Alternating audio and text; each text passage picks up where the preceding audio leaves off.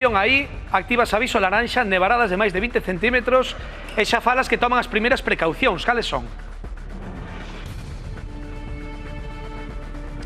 Si, así é, porque se espera unha noite longa, unha noite con moitísimas nevaradas a partir dos 400 metros, unha cota moi, pero que moi baixiña, algo sen precedentes, porque imos ter a prácticamente toda a provincia de Lugo na que estamos en alerta laranxa por estas fortes nevaradas, así que todas as precaucións son poucas. Miguel, moi boas tardes. Hola, boas tardes a todos, que tal? Xa estamos preparados, non? Xa vemos aquí unha das primeiras palas preparadas para traballar esta noite se fixera falta. Home, sí, por supuesto, desde o Concello de Cervantes xa temos todas as máquinas preparadas, temos unha empresa contratada para sacar a neve e, bueno, é todo en colaboración cos medios da Diputación de Lugo e da Xunta de Galicia polas carreteras que temos provinciales e autonómicas para intentar afrontar a nevada de mañá que están dando alerta da mellor maneira posible e dar un servicio bon para todos os veciños e veciñas. Falamos de acumulacións importantes, de máis de 20 centímetros aquí na montaña de Lugo, por tanto, moito ollo tamén ás estradas, non, Miguel? Home, sí, hai que tamén chamar un pouco a precaución, chamar a que a xente tome medidas e que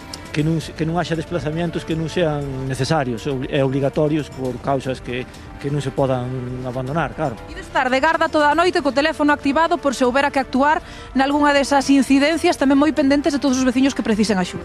Sí, temos tanto os traballadores municipales como, que che decía, a empresa que está contratada para limpiar a neve, máis os voluntarios de Protección Civil estarán á espera e, bueno, localizables, sobre todo, por si pasa algo, intentar dar un servicio rápido e eficaz. Miguel, estamos aquí ás portas dunha antena que esta mañá deixou de funcionar precisamente por estas primeiras nevaradas e a chegada desta nova borrasca, non? Que foi o que pasou? Sí, esta mañá, a primeira hora, acumulouse un pouquiño de neve e deu problemas tanto de cobertura móvil como de señal de televisión.